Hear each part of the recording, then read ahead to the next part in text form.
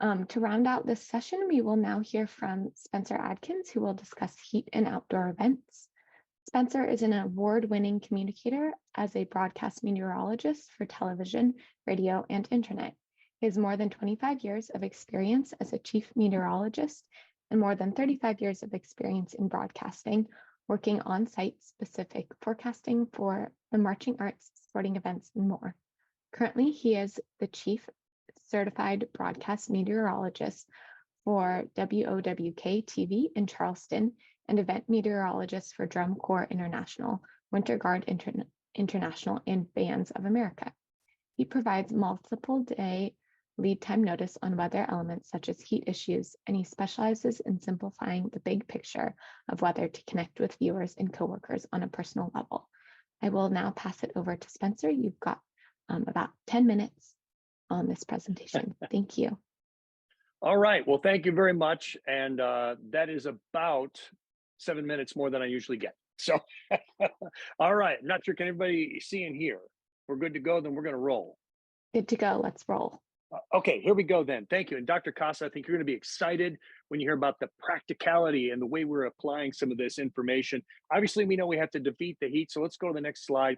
I was asked to talk a little bit about concerts and events and things like that. So we know that we've seen tragic results from heat at events, such as what had happened in Rio at the Taylor Swift concert, where we had at least one death that was later through autopsy defined to be, yes, indeed, because of the heat. So that's a tragic result you can have from a communal event. We're going to talk a little bit more about the participants, though. Let's look at the next slide, dangerous results from heat events, which Dr. Costa was talking about there. Sydney Marathon runners hospitalized, and we had the toll on the runners there. 26 people were taken to the hospital, 40 treated for heat exhaustion by emergency services, and in that critical 30-minute time frame that we talked about, that may not be great. So the next slide, please. Dangerous results continue. This was in Texas. In the Austin area, we had a football player who had this kind of a problem here. We had an exertional heat injury. Lab showed his kidneys were failing. He had rhabdo. He had hyponatremia. There's a word I had to go look up myself. And his mother said he didn't even recognize anybody.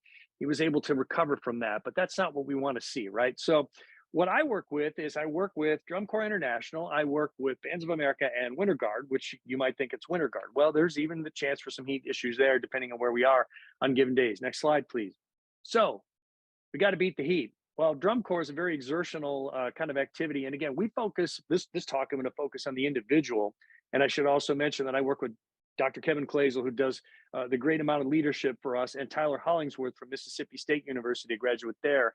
And we are what we call collectively, we call ourselves marching meteorology, but our job is to protect not only from lightning. What started with a lightning policy has kind of grown and blown up into all these other areas of care. So Drum Corps International is truly leading the way, we believe, in participation and covering the participants. And of course, I think if you cover the individual, you're going to cover the people in the stands as well. This was a scene from Atlanta from last summer. And we talk about those areas where Wet Bulb Globe is projected to go past 30 days. Well, guess where a lot of our tour is when we talk about Drum Corps International? Texas, Florida, Louisiana, California, Oklahoma, and that's all in the summer. Interesting study. We'll go to the next slide that I found. Risks specifically to marching performers. Exertional heat injuries occur during these time frames. 32% were during rehearsal. This was a rehearsal.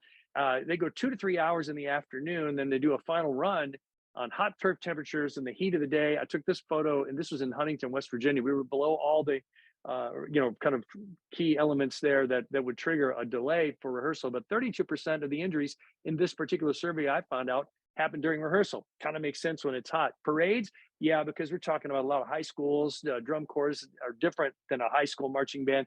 And if you had a parade, maybe it's just kind of a one-off. You didn't really practice for it. You didn't really acclimate for it. So those are things that we kind of try to encourage within the community, try to acclimate. During competition, you could see that. Luckily, most of the competitions, it's a 15-minute window. And yet we have done some things in the past, lose the uniforms. We certainly do move the time frames of these shows. The leadership at DCI will move these back. And when we get into the Texas and Oklahoma stretch, so that we're down below sunset and we go a little bit later. And 15% happened during a performance. That's pretty rare in our activity to see that. Let's go to the next slide, please. So obviously, we encourage having an event meteorologist. Our three partners here, Dr. Clazel, Tyler Hollingsworth and myself, we certainly encourage you to have an event meteorologist, DCI. We constantly measure with the Kestrels, wet bulb globe. We check the field temperature, heat index, ambient temperature. We have hundreds of participants at night in those hot areas. And of course, tens of thousands of fans can be there. Next slide, please.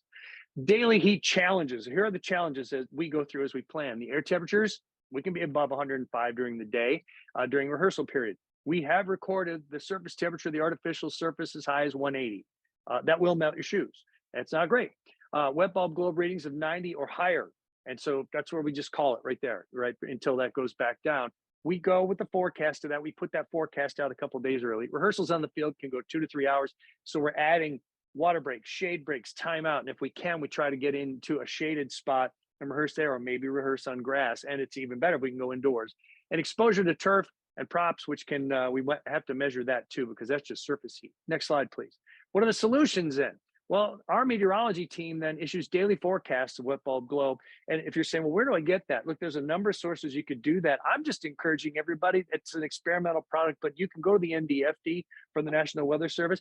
That's really fantastic stuff. And you can use that as a guide to the day ahead tomorrow. I know that there are regional adjustments, but look, if you're talking about just kind of trying to open source this for an activity, use that. It's right there for you and it's free. Athletic trainers, they're going to flag the conditions in our activity. They're going to get in the director's ear and say, you know, the meteorologist told us from A to B, this is a no-go. And so they'll actually act on that to reduce the risk of the exertional heat injury. More water, more rest periods are what we're looking at here. Yeah, the display for the NDFD is absolutely experimental.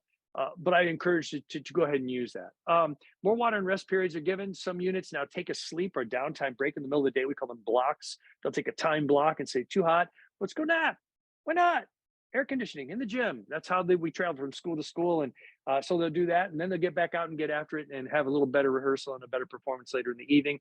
And each unit carries a Kestrel unit and is encouraged during the day to follow suggested guidelines when they get on site to the venue. Then they have to kind of follow exactly to the very letter of the law. So we encourage this culture of following the rules in terms of best guidance. All right, next slide, please. And so we have this. This is great because Dr. Costa was saying you have to have, written out plan. Boy, do we ever. We really, really do. As you can see, it's extensive in nature. We'll go to the next slide. I know there's a lot of fine print. We'd be glad to share these ideas with you. But every person within the role of DCI, and this of course then goes to the spectators and the event and the partners that we work with emergency management and so on. Everybody gets this an extensive, and we try to think literally of everything. That's the day right there. And the next slide, please. What really matters, of course, is kind of your stoplight system.